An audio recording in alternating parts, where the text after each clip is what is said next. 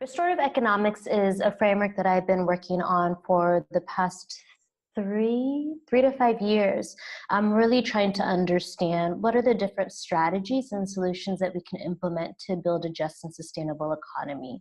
And so restorative economics is really centered on the principle of lifting up community-owned and community-governed projects and figuring out how we can then leverage those shared community assets to advance a vision of self-determination and sovereignty, and particularly one that builds the political, economic, and cultural power of low-income communities of color.